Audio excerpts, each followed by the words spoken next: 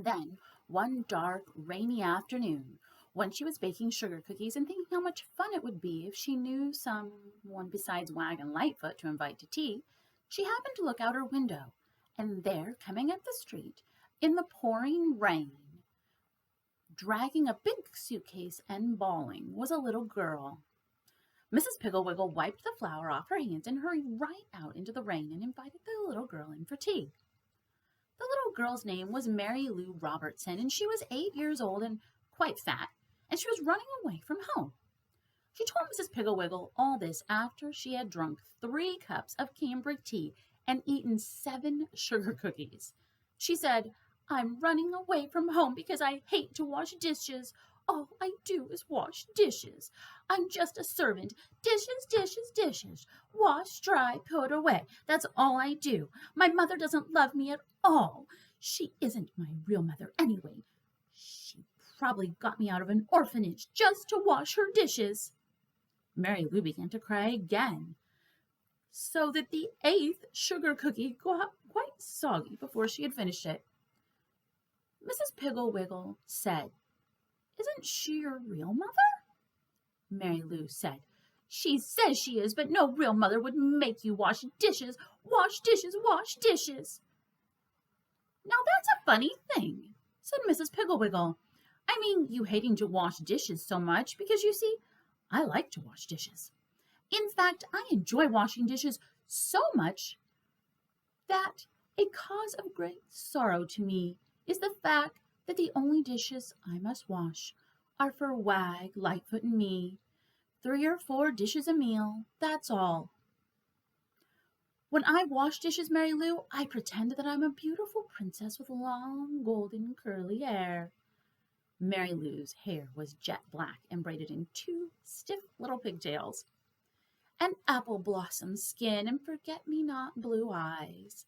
"I've been captured by a wicked witch, and my only chance to get free is to wash every single dish and have the whole kitchen sparkly clean before the clock strikes. For when the clock strikes, the witch will come down and inspect to see if there is a crumb anywhere, if there are pots and pans that have been put away wet, if the silverware has been thrown in the drawer, or if the sink has not been scrubbed out.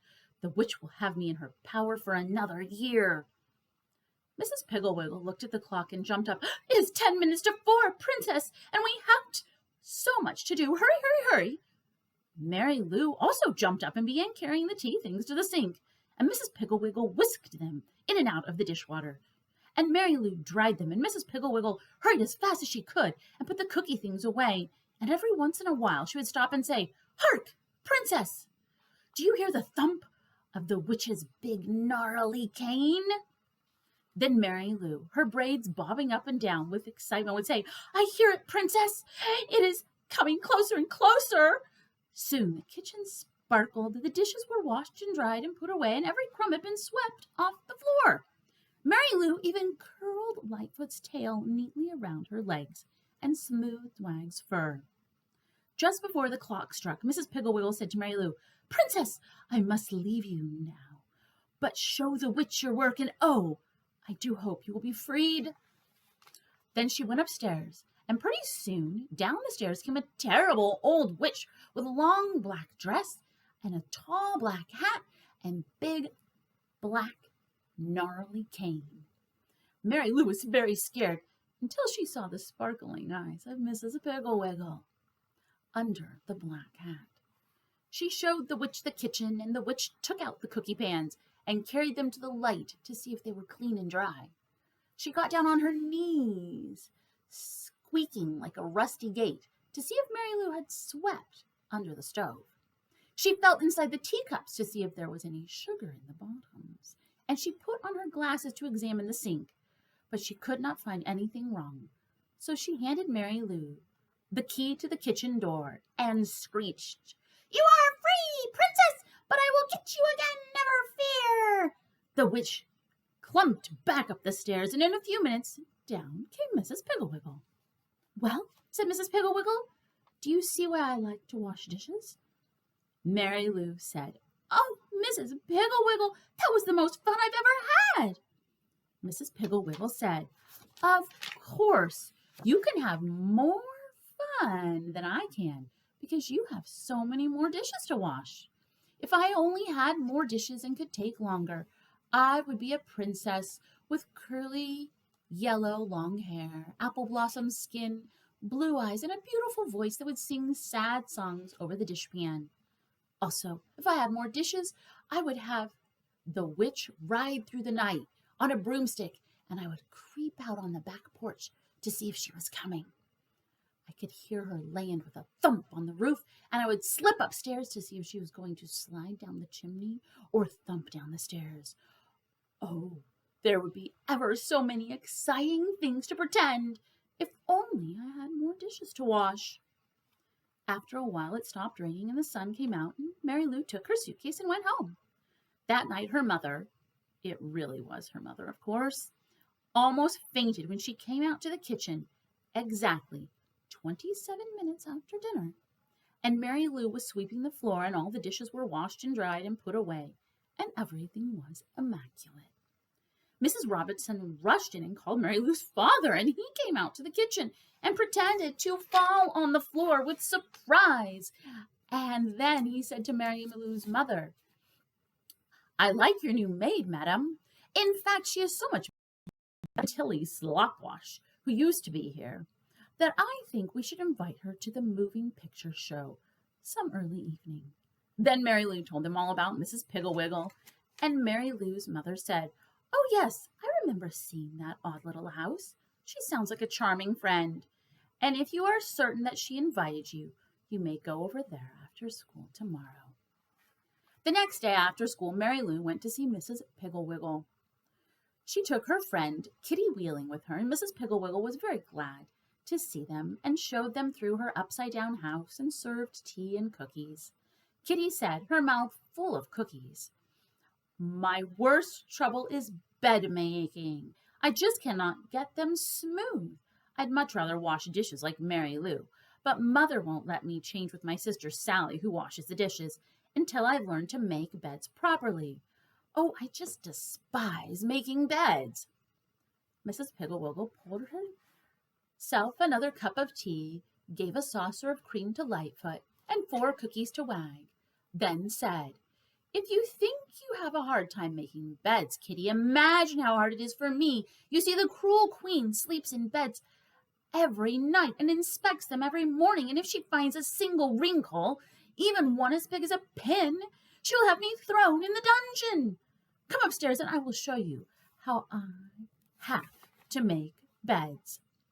They went upstairs, and Mrs. Piggle Wiggle threw the covers clear off the foot of one of her beds. Then she had Kitty help her make it, and when they finished, it was as smooth as the floor, no wrinkles. Mrs. Piggle Wiggle said, "The secret is to throwing the covers way back. You simply cannot smooth up a bed. If you do, there might be a wrinkle down by the foot, and of course the cruel queen will find it and down to the dungeon." Mrs. Piggle Wiggle took the bed all apart again and said, "Now, Kitty, you and Mary Lou make the bed while I tell the cruel queen you are ready for inspection." She went into the closet and shut the door. When she came out, just as Kitty and Mary Lou finished the bed, she was no longer Mrs. Piggle Wiggle, but the wicked, haughty, cruel queen. On her head she wore a glittering jeweled crown. Her hair hung down her back in deep waves. Around her shoulders she had a purple fur-trimmed robe, and on her face she wore a smile so cruel it made Kitty's teeth chatter. She stalked over to the bed and lay down. With her golden slippers, she felt the bottom of the bed. With her ringed fingers, she felt the top and the sides. She stood up, and with her scepter, she pulled back the spread to see if the pillows were wrinkled. Everything was perfect. The cruel queen's face became convulsed with fury. She yelled, "Not a wrinkle, not a simple lump! I am furious! But never fear, little slaves, my day will come, and into the dungeon you will go. Come, my servants, we will go." Mrs. Piggle Wiggle stalked into the closet. That was the beginning of Mrs. Piggle Wiggle's friendship with children. The next day, Mary Lou and Kitty's little brother, Bobby, and Bobby's friend Dickie went to Mrs. Piggle Wiggle's for tea, and the next day they came, and each brought someone else, and pretty soon every single child in town had been or was going to Mrs. Piggle Wiggle's house. She showed Bobby how to sneak out and get the fireplace logs without getting caught by Indians. She showed Dickie how a lawn mower is really a magical machine that mows down the enemy millions and billions at a time. She taught Max how to take out the ashes without making a sound and without leaving a trace, to show the train robbers who were on the train that he and the sheriff had camped there that night. Mrs. Piggle Wiggle certainly knew how to make work fun, and she always knew that there are certain kinds of work that children love to do, even though they don't know how very well, like painting and ironing and cooking and carpentry. One day at Mrs. Piggle Wiggle's, there were two little girls baking cookies, one little boy baking a pie and getting flour on the floor and eating most of the dough, a little girl ironing in a very wrinkly fashion all of Mrs. Piggle Wiggle's clean clothes. Four boys with paint on their faces and feathers in their hair, chopping kindling. Two boys painting the doghouse. Three little girls darning old pirate socks of Mrs. Piggle Wiggle's. And pirates everywhere, digging in the backyard, shooting and yelling, running through the house, and grabbing hunks of raw cookie dough. Mrs. Piggle Wiggle was sitting over in the corner of the living room sewing on doll clothes. She was wearing a jeweled crown, and Kitty Wheeling was standing beside her throne, which is a chair with a tablecloth draped over it, dipping her hairbrush in a glass of water and making Mrs. Piggle Wiggle's hair into long, wet curls. Kitty said, "Your Highness, shall I use the gold or the silver hairpins?" Mrs. Piggle Wiggle said, "Oh, let's use the ones with the diamonds in them. Hairdresser, they look better with this crown." Just then the telephone rang, and it was some mother wanting to know what to do with her little girl who wouldn't take a bath. And that is how Mrs. Piggle Wiggle got started with her wonderful cures. She told Hubert's mother about the won't pick up the toys cure, Patsy's mother about the radish cure, Alan's mother about the slow eater tiny bite taker cure, and Anne and Joan's mother about the fighter quarrelers cure, Dick's mother about the selfish boy cure, Mary's mother about the answer backer cure, and Bobby and Larry and Susan's mother about the never want to go to bedder's cure.